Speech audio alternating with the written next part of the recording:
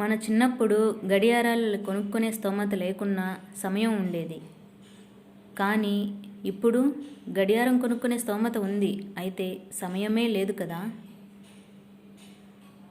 విలువ లేని చోట మాట్లాడకు, గౌరవం లేని చోట నిలబడకు, ప్రేమ లేని చోట ఆశపడకు, నీకు నచ్చని ఇష్టం లేని విషయాలకు క్షమాపణ చెప్పకు.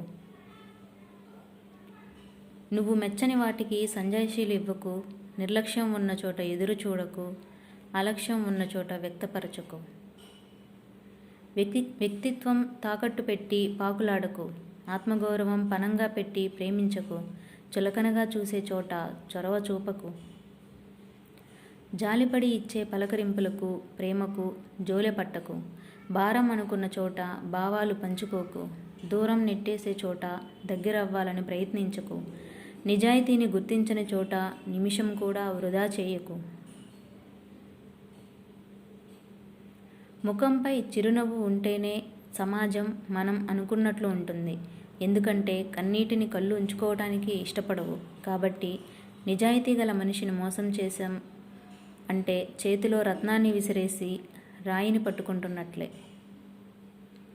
ఆత్మాభిమానాన్ని మించిన ధనం ఈ ప్రపంచంలో మరొకటి ఉంటుందని భ్రమపడకు. ఎదురుచూడని ఇంటికి పిలిచినా వెళ్ళకు. నీది కాని దేని మీద నిన్ను తినేసే అంత ప్రేమ, అభిమానం ఏదీ పెంచుకోకు. మనిషి ఎప్పుడూ ఓటమిని అంగీకరించకూడదు.